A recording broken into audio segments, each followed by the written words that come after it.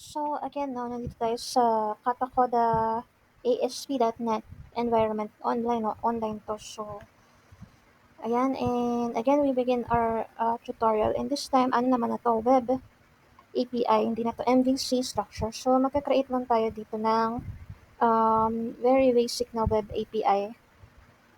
So, yung ASP.NET, so again, 6 to, no, ASP.NET Core I mean 6.0.4 yung ano niya, version. And so, marami kasing ASP.NET application structure yun. So, yung isa is yung MVC and then another is yung Web API. And then within Web API, so doon sa Web API, gagawa ka ng API. So, Web APIs nga, no? And then sa Web APIs, meron kang choices to create API without controller or with controller. So, ito yung ginagawa nating video ngayon is with controller. So, ayun, no, ganun. So, nandito na naman tayo sa start ng environment. So, .NET, yung command natin is actually, .NET, new web API. So, again, nasa loob tayo ng my app folder. Yan, kagaya nitong according na nandito sa VS Code. So, yan lang yung tinype natin. Okay, para makita nyo pala. Clear ko muna .NET, new pala. Yan, new. And then yung web, yung application structure is web API.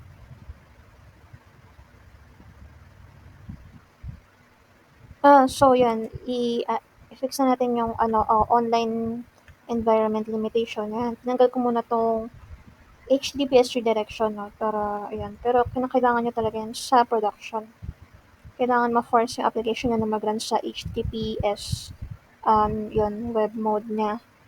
So yan, nag-watch na tayo. Ayun, nag-watch na lang ako dito agad. And then, na-create ko na tong ayun, na-create na yung, ayan.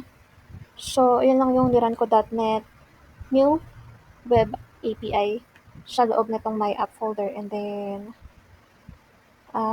so mag-build lang to, yan. And then, mag-build lang to. So, meron lang siyang error, no? So, wait lang.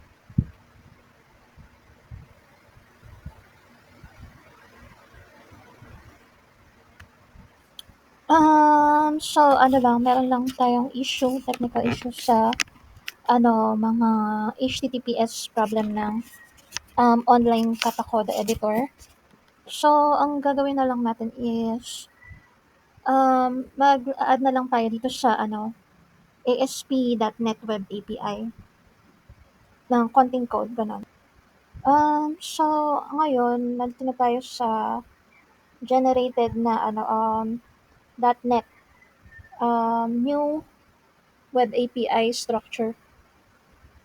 Tapos, yun, so meron na tong ito na yung mga files yan, no? So, hindi na to MVC. So, kaya pag na-check nyo, yan, controllers folder, yan, meron na siyang, built-in na example, weather forecast controller. So, meron tong API na mayroong route or URL na mayroong mga, mga data na agad siya. So, ito yung kanyang mga makikita mo or magiget mo or yung HTTP get na data niya. So, ganyan. So, ayan, no? Yan, kung nakikita nyo yan, static read-only summaries. Yan yung mga kind ng data na nakikita natin. So, kahit na sinabi natin na yung template na ginagamit natin sa .NET CLI command natin is web API, still, pa din, it is using mga packages sa MVC. And nakikita mo using ASP.NET Core.MVC, diba? So, ganun pa din. And this time, it is extending na itong controller natin sa controller base na mula dito sa package na to, MVC. So, ganun, no? Pero kapag niran nyo to, is actually, ang makikita nyo is Swagger. So, kung familiar kayo sa utility na Swagger, parang hindi nga nakailangan na gumamit ng Postman doon sa Swagger. So, mag-open na to ng default URL niya na mayroong Swagger interface. So, ganun, hindi lang natin siya maran ngayon.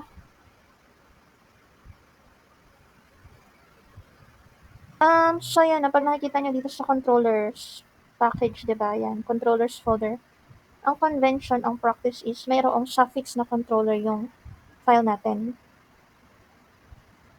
So again, ayan na yung controller class neto is yan, masyado siyang kakaiba na before sa MVC natin. Pero yan, pag nakikita natin, ano lang naman na to. So same pa din naman na to yung mga SDK version. Yan, check natin, diba? .NET, yan, info. Makikita nyo na yung ASP version is still ASP.NET Core is version 6. But ito, medyo kakaiba lang to. Meron siya mga attribute na mga keywords. Yan, attribute API controller and route controller. So, ganun. And then, kapag nakita nyo pa dito, weather forecast controller, yan nga, meron siyang class variable. And then, meron pang logger variable. And then, constructor. Tapos, meron siyang route. Yan, HTTP GET method. Yung para ma-access mo kasi yung route, no? And then, meron siyang, yan, mga weather forecast na mga items. So, yan, kunwari, yan, maglalagay tayo ngayon dito. Sandali lang, ayan. Maglalagay ngayon tayo dito sa controller natin, weather forecast controller. So, ayan na nga yung get niya. And then, maglalagay pa tayo ng another HTTP get.